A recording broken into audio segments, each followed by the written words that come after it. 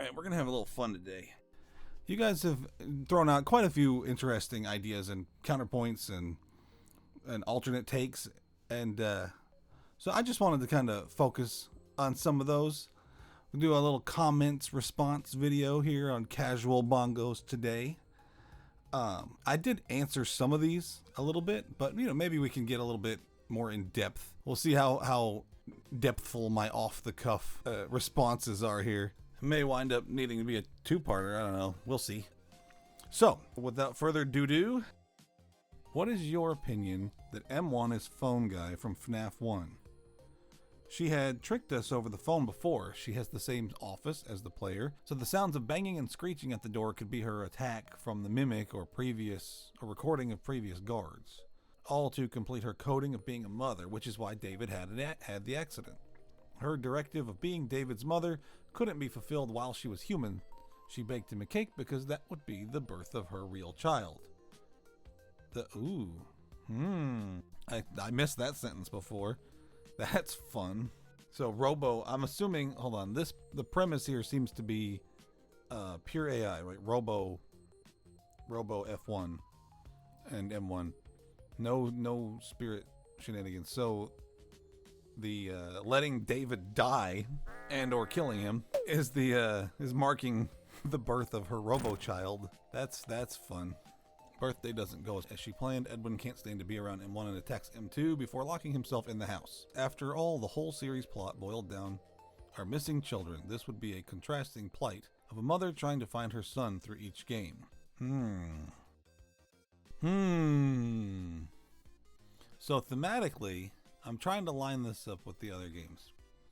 You have missing children, at least one incident. I'm kind of leaning towards one incident, but whatever. You got one incident. I say that, and then like the back of my mind goes, but wait, there has to be other deaths. But yes, of course there are other deaths. There are other murders. But these kids are the important ones. Okay, all the other kids, they don't matter. So well, I need some clarification. Does this mean, is this trying to say that she's sort of in an infinite loop of attempting to find David or bring him back throughout the series? Because I'll say this, she seems very concerned with actually keeping him contained. Like it does appear that whatever F1 may be, part spirit or all AI, isn't really relevant here. Whatever she might be, she is resigned to that if David cannot be completed, then she will lock it up and basically watch over it and be a guardian so nobody else can get to it. So it's not really, I don't think it's really her finding. It wouldn't be her finding David, right? There's an implicit retcon in all of this idea here, where she has to have been there for the entire time. We just never knew it, right?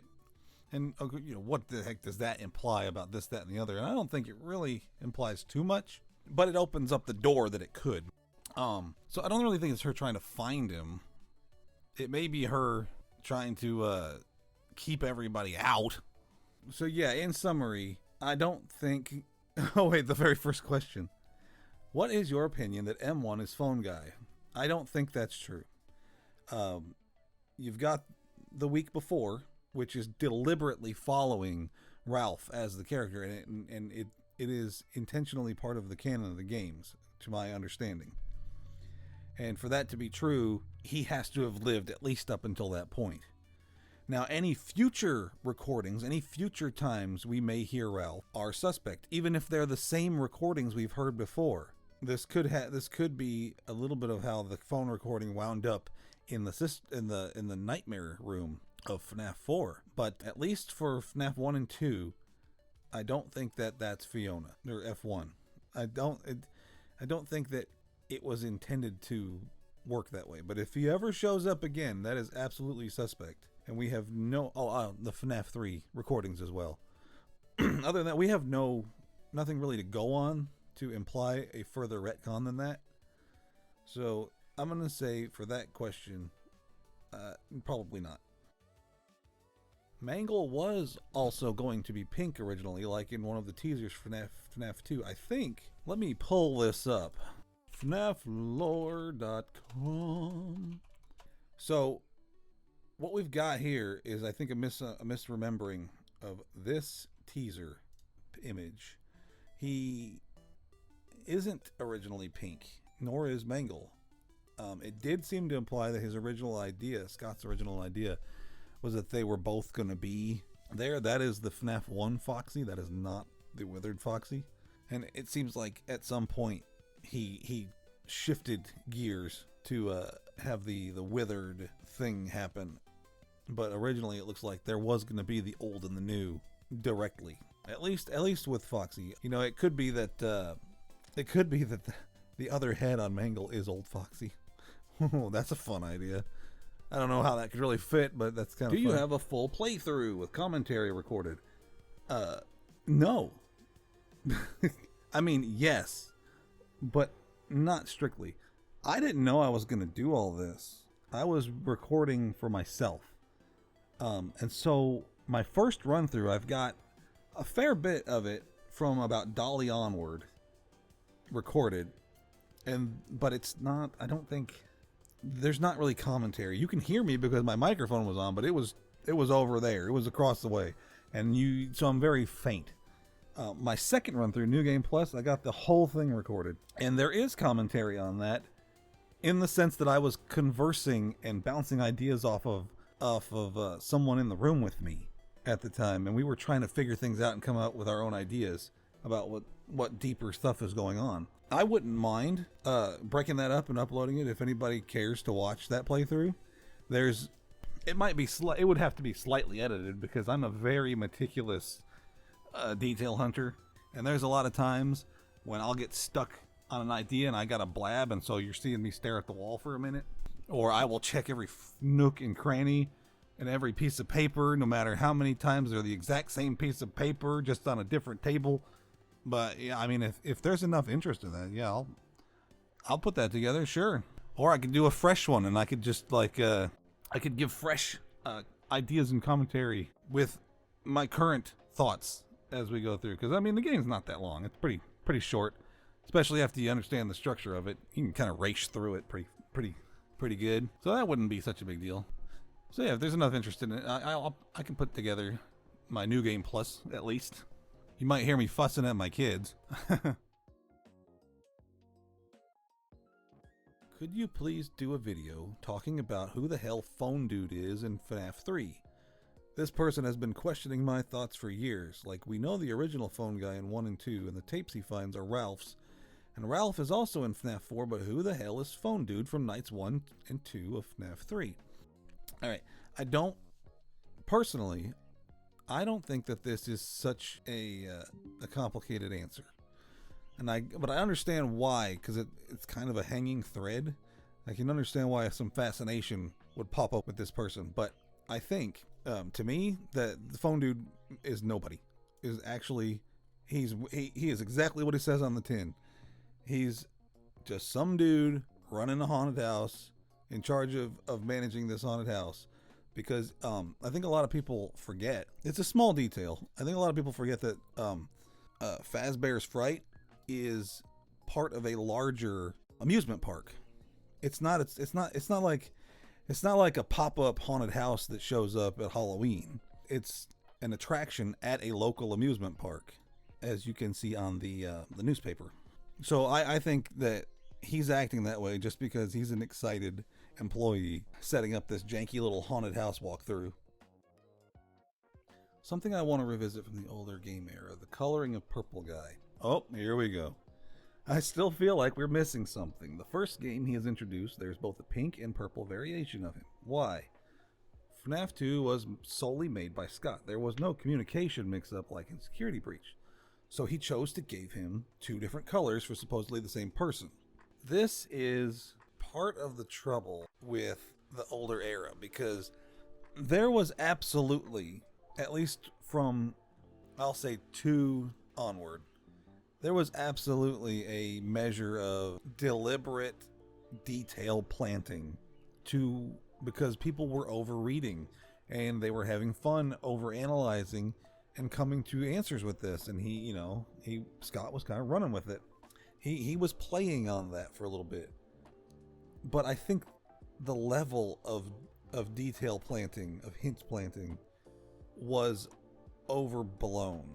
I think people, we started getting conspiracy minded, and we started connecting lines where every dot, anytime there were dots on the graph, we were drawing lines between them. And this, I think, is the case for the pink versus purple guy. This is an ancient debate. I fall where pretty much everyone else falls now. That is, I never thought that was two different people, because like I said before, I'm familiar with how Clickteam Fusion works, and I promise, actually let me pull it up and I can take a little video. I can show you guys. They got a stupid splash screen now. So we're just gonna start a new project and go into a thumbnail, or a thumbnail. Go into a scene. That's where you would build your menus, your levels, whatever the heck you want. This is your blank canvas. If you insert object, any object, we're gonna just put active. That's something that you can put code on and you can move around and stuff, as opposed to a background. What have they done to the icon? Alright, if you look over here, up in the top right of this, this is a basic color picker that comes with this sprite editor. You don't have to use this palette. You can get more specific. You can import images from other places. The nature of how he drew them sprites, I'm pretty sure he just clicked over here, okay? And he may have done some wiggling around with that. So what I think would happen with purple guy is he just clicked generally in this area. All right, and maybe adjusted slightly as he drew a new sprite, because there was no need to be super detailed with it, especially at the point of FNAF 2. He didn't know exactly how crazy people were going to get with that pixel hunting. But you know, even if he didn't draw his sprites in this sprite editor, he obviously just kind of quickly threw them together in the way he did it, because it's not real pixel art. Actually, let me open one. Which one's that? 4? I guess 4 might be alright. Cutscenes. So here we are. And I know anybody that's really into pixel art already knows this. But for those that don't, these aren't pixel art. These are just invoking the idea of pixel art. Right? And you can kind of tell. Oh, whoops. Oh, he's got this darn framing on here. Because the blocks are inconsistent, right? They're not single pixel blocks. So what he's done is he took different brush sizes, or even maybe even just solid square colors, and he built them this way. Right? I would imagine that he got a square brush and did it. And even stranger, do you see these artifacting around the edges? That means that he drew these things and then manually stretched them. there were cleaner ways to do that in Clickteam Fusion, by the way. But so he really just like MS Paint threw these things together, which is something to keep in mind. Like my last video, I was talking about the pink Mangle. That's, to me, just seems a little extra deliberate. But the pink purple guy, and the 8-bit, or not 8-bit, it's minigame. Let's get the static out of the way. So there's this fella, right? Man, original purple guy. Let's see. Look, I did the color picker. Look what highlighted right there. Yeah, you see that? So now the other purple guy in here, get the static out of the way. My God, this feller. Oh, that's not him. Where'd he go? Man, there he is. Okay. All right, I found him. He's just called Man again. So if you color pick him here, it doesn't show up on this. So it was, the hex value was slightly changed, or he had pulled it off of something else. My point is, I don't think that there's anything to this, because narratively, especially at the point of 2, there was no, there would have been no purpose to that, because the only thing we knew at that point was the initial murders, and so this is sort of establishing the character involved, and there was no need to look at pixel coloring quite so hard. The only reason that the Mangle thing stuck out to me was because of how much difference there was. It's not the same as this slightly different purple. It's, I mean, pink and white are very different. And then also it was represented again in two different ways, is I think what got me there. You know, that one, and then well, I have to open up 3. Get out of the way, static. Okay. Well, it's just his head, because it's put together and the sprites just follow each other. It just seems it's such a striking difference that it just struck me as odd, and that's why I ran down that idea. The purple guy thing I don't think is necessary, or I don't think that's that, because there would be no reason for that, especially at this point. We've gone so long. I don't think there was ever meant to be 2. It was just a way of representing this guy, and the color kind of solidified as time went on, if that makes sense. There is an interesting idea here, however, in the end of this comment about Afton being purple when he's dead, and because it matches Mike when he's dead, and I think that you're onto something. But in my view, it's in another direction. I think that purple came to signify something that is saturated in agony, or, well, you could say remnant, but I think agony specifically. But I might get into that stuff a little later when I have the time to map out the details to kind of make a case for it. He's represented as purple because he is just drowned. He's soaked in agony. He may not know it. That's why he sees himself as orange. Ooh, what about that? Anywhere we can go, like a Discord, to discuss and build on some of those ideas with you. I don't have one set up. I would be happy to go for it, I guess. I've never done that. So, you know, that might be all right. Might be fun. If there's enough interest, yeah, I'll start one, sure. Why not?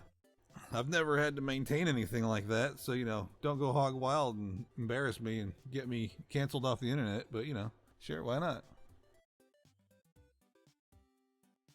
Another thing about Moon is he may be a failed invention Edwin locked away. He's very creepy, and maybe nobody wanted to buy him, so Edwin put him in the basement.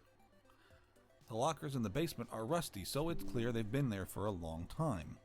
Murray's costume manor was an extension of Murray's father's old business, and the basement might actually be the basements of his father's old business, which would explain the rust on the lockers. Well, I have a couple of things there. Basements can get damp. Rust on the lockers, that could happen in a month. It's not really, it's hard to use that, especially because you get into like how deliberate were some details or not. You kind of have to pick and choose, right? I do find it kind of a glaring hole in our understanding that we don't know what MCM really was under Murray Sr. What was he doing? Was it purely a costume shop and character factory in the same vein, or was it something else?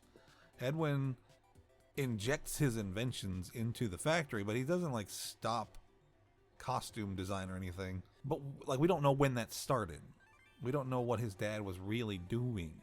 It's most likely that it was the same factory. It's just Edwin put his flair on it when he came into control, and he just used the resources to build his inventions and stuff. I don't think Moon was strictly an Edwin invention that he locked away. It looks more like Moon was designed specifically for this character set of sleepy time stuff. You know, a young child character. He was specifically for lullabies and story time for bedtime. And that's why the Star Orphans are with him, amongst the other like fairy tale imagery. And he's in the basement for, I mean, who knows what. Most likely the implication was that it fell down there when the big moon fell down there. Like, that's the Occam's razor version of this, I think. So I don't think that it was specifically a failed invention that got locked away. Something else funny is going on with that. We've been so focused on murdered children, we forgot that adults can possess animatronics too. I haven't at all. It just seems like that adults prefer to stay as ghosts rather than possess things. Maybe. It looks like all the adults that we know that got... Actually, how many do we know? There's at least one from Help Wanted 2, right? I can safely say that's probably an adult. He was forced into the possession, rather than it being an incidental thing. Maybe that's why you don't see as many adults possessing things, because they're less likely to be in situations where they get forced. To win the moon game, you have to give Chica the birthday cake item, which is what Arnold got from David's birthday party memorial, where the cake M1 baked still is, never eaten in molding. Another detail about said cake is that it's a sheet cake.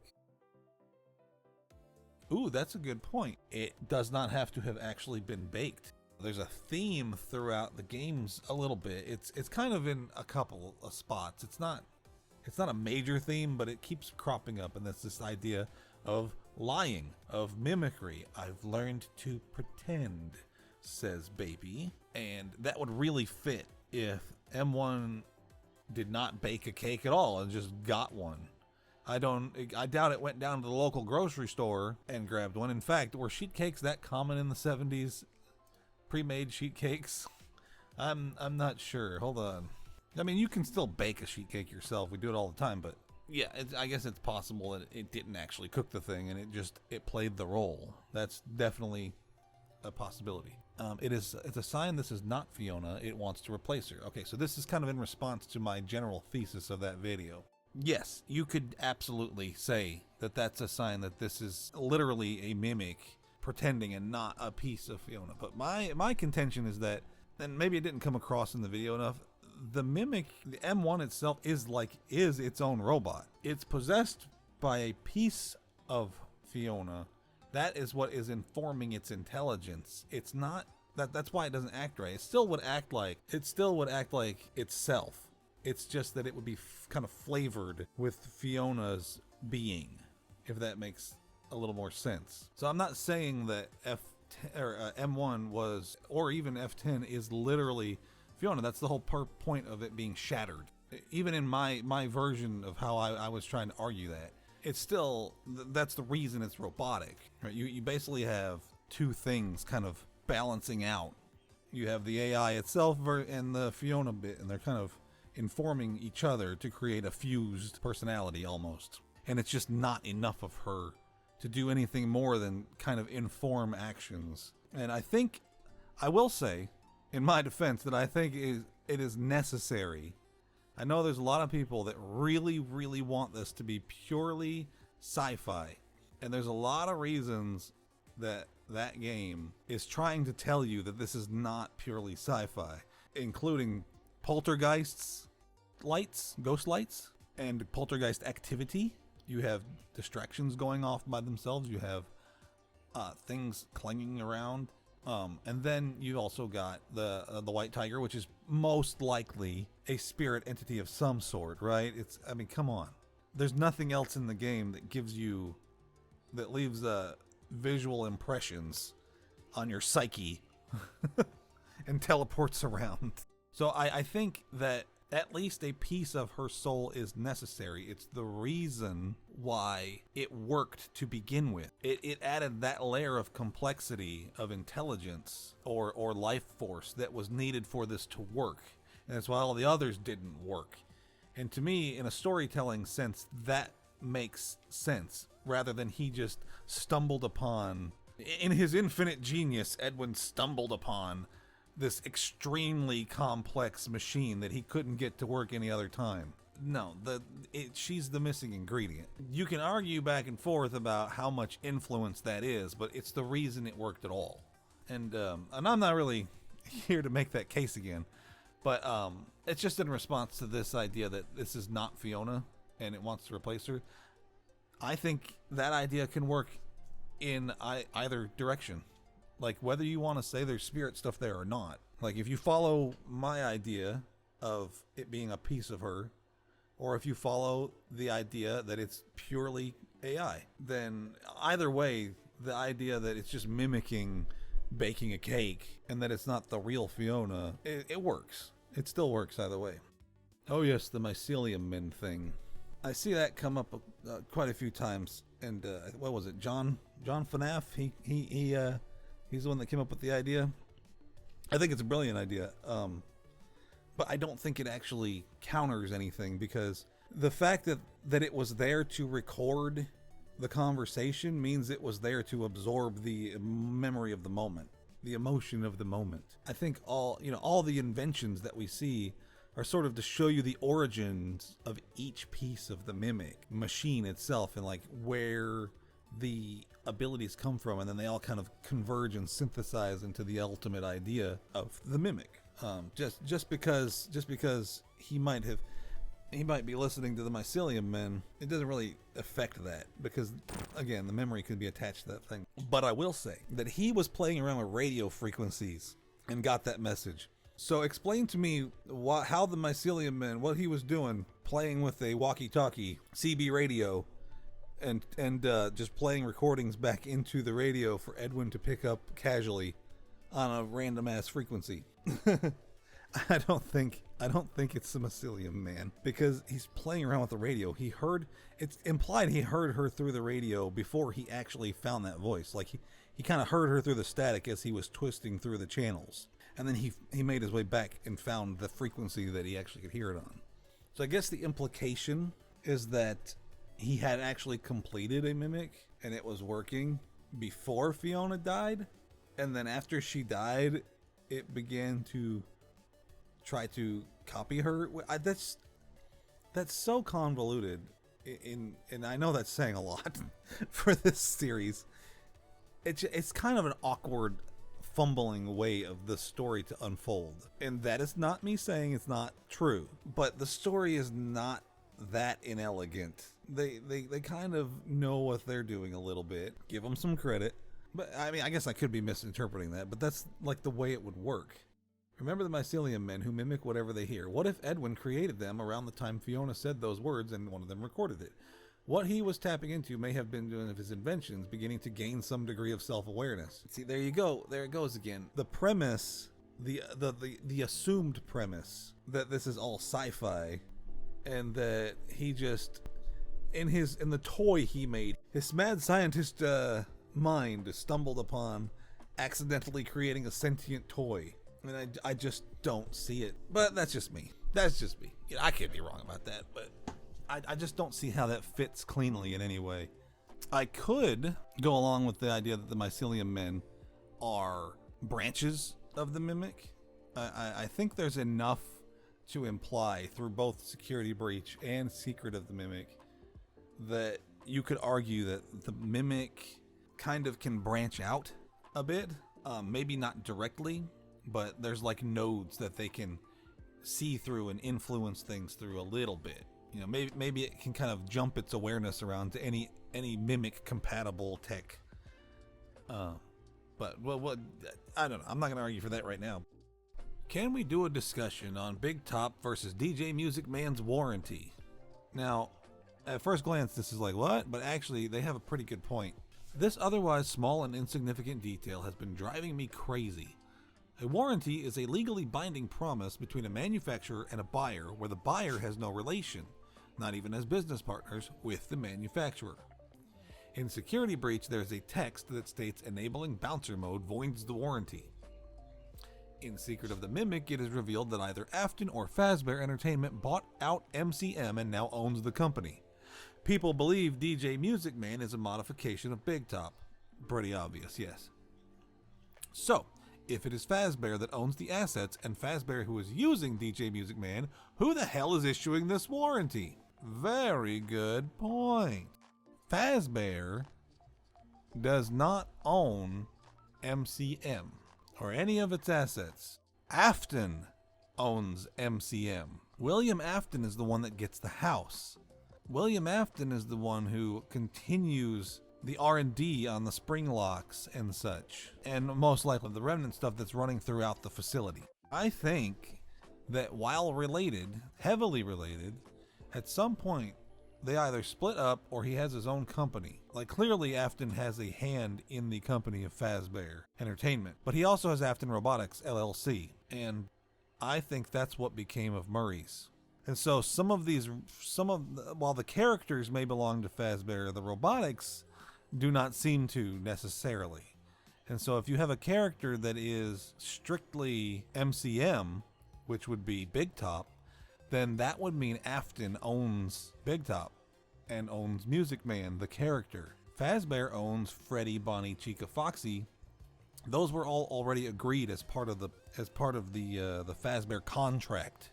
They already owned those characters. They were just commissioning MCM to build animatronics of them. But Music Man, Big Top, he was a Murray original. So who is issuing the warranty? Afton Robotics, or whatever their equivalent is in the future of Security Breach.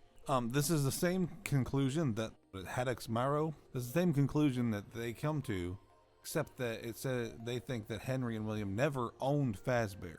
I don't think that's strictly true. They may not have owned it in the most pure sense of the word, but I think they did have a stake in it. They had a hand in it. They were clearly important players, but splitting these entities up actually does kind of help. It kind of helps clear up some of the confusion about, like, how did this company keep going on? It's because it's this other entity that's just related to these two characters, but not strictly tied to them. Well, that's about all I can reasonably fit into this one. I did answer a lot more. I'll work on splicing those together for a part 2. Unless nobody cares. If you enjoyed this, let me know. If you have extra thoughts on any of these thoughts, or even anything beyond that, go ahead, drop it down. I'm having a lot of fun bouncing things off of you guys and just seeing these other perspectives, and it's opened my eyes to a lot of different possibilities. It's got a lot of bigger ideas churning that I can maybe explore outside of this format. I do have a few more ideas for kind of larger deep dive theory stuff that's in the works. It just takes quite a bit more to get that together, and finding the time to do all that is not always easy. If for the 3 of you that watched my previous non-Freddy video, well, thank you if you actually bothered to get through it. Even that took a lot of time to put together, and then to gather up evidence, and then gather up the relevant footage and the relevant pictures and things, and make visual examples and blah blah blah. It does take quite a bit of time, but I am on it. I am working on it. Hope you enjoyed the casual road trip for this Casual Bongos. I wasn't feeling a Freddy's background this time around. I just, this is mostly for listening anyway, so thought that would be a nice little easy visual. So anyway, thank you all. I'll see you. You'll see me. You'll hear me next time. Shouldn't be too much further since I've got most of it recorded. I just gotta plaster things over top of it. So have a good one.